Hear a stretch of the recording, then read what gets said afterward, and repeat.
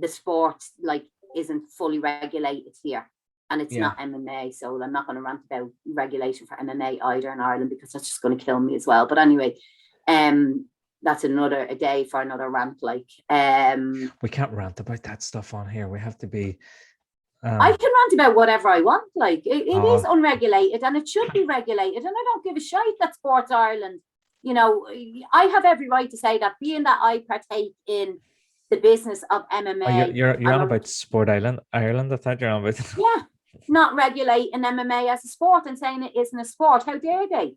Do you know, no way. Look at we have 27 Irish members of the Irish squad flying between Bulgaria, Prague and Russia over the next couple of months, representing their country.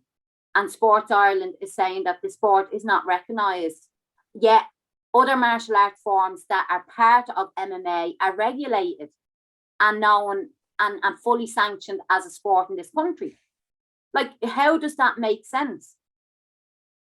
It doesn't make sense. Can I interject here with a comment? Mm-hmm. Mm-hmm. You fucking scare me. Why?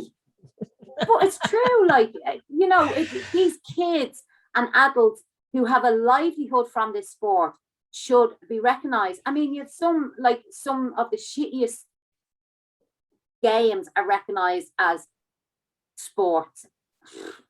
Don't even get me going on some of them.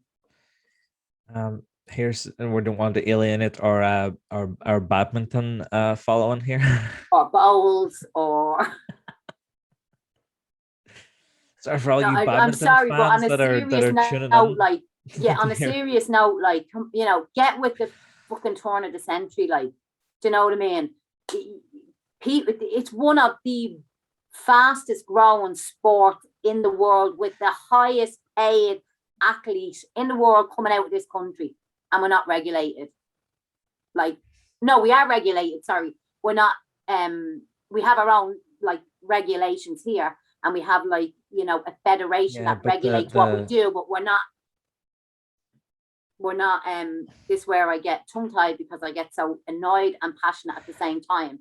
We're not recognized, sorry, is what I meant to say. We do have regulations. Here's the thing, like, and this is probably what it all boils down to, nothing to do with the sport. Recognition of a sport means funding, government funding. Yeah, of course. And so it boils down to, and they should be funded. Yeah. And like, I know as a cutman and cutwoman, like, it's not, you know, because we work in all martial arts sports, and I believe that if there's regulations for all of those, there is no reason why it cannot be sanctioned and recognized by a governing body. It would actually be interesting to know if you put, let's say, all them funded and regulated sports, you know, actual participants in Ireland versus actual participants in MMA, because, you know, you're talking loads of gyms, hundreds of members.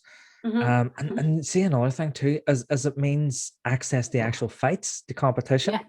Yeah. And fair competition as well.